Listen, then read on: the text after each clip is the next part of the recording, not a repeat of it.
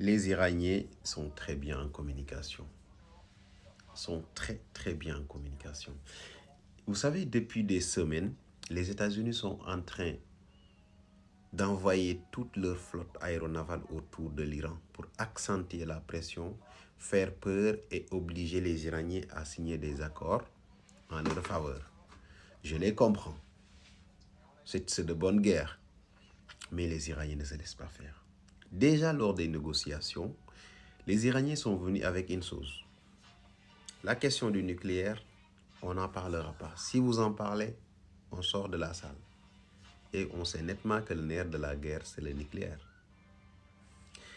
Deuxièmement, Israël arrive avec ses arguments ou bien avec ses propositions par rapport aux missiles balistiques de longue portée. Parce que l'Israël, sa préoccupation, c'est que l'Israël veut que l'Iran arrête de fabriquer des missiles qui puissent atteindre son territoire. Donc, fabriquez vos missiles, mais il ne faut pas que ça soit d'une portée assez longue pour toucher mon pays.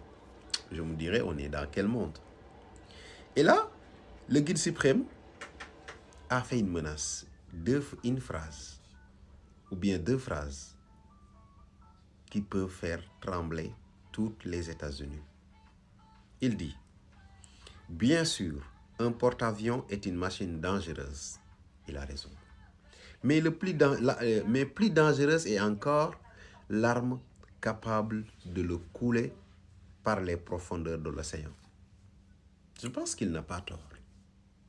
C'est bien un porte-avions avec tout ce qu'il a comme armement, des milliers de marins, des avions et tout l'armement qui ne sort pas, qui est installé comme ça. C'est dangereux, c'est vrai, mais le plus dangereux, c'est les armes capables de les faire couler. Et ça, c'est le cauchemar des Américains. Parce que si jamais un seul porte-avions américain est coulé, l'Iran remporte la guerre la seconde suivante.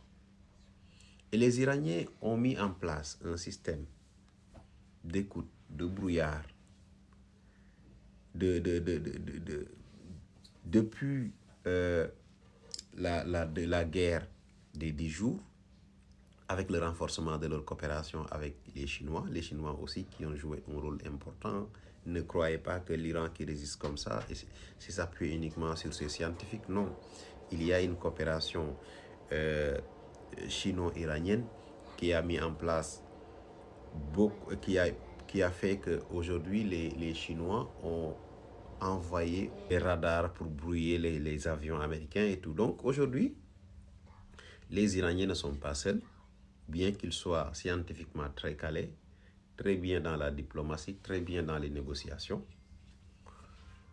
Et je pense que c'est le domaine où ils sont vraiment au-dessus des Américains, c'est la négociation. Les Iraniens sont très patients. Sont très patients.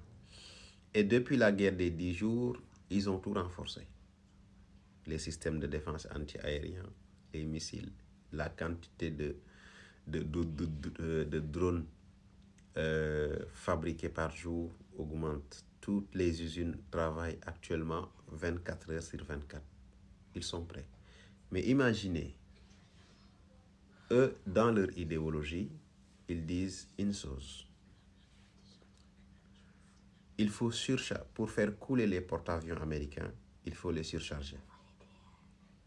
2000 drones décollent directement en direction d'un porte-avions. 3000 drones, même s'ils réussissent à toucher, ne serait-ce que les 10, ils atteignent leur objectif. Et c'est le cauchemar. Un porte-avions, quel que soit le système que vous avez mis en place, peut être vulnérable si son système de défense anti-aérien est surchargé. Et c'est exactement ce à quoi les Américains s'attendent aujourd'hui. C'est pour cela que vous allez voir les menaces, les déplacements de tous les noms de porte-avions dont ils disposent. Mais il y a une chose qu'ils ne parviennent absolument, je dirais même deux choses.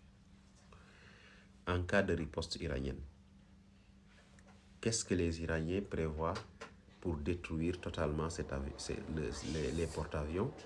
Et quel sera le niveau de riposte des Iraniens sur l'Israël? ces deux éléments-là, ces deux équations-là, les Américains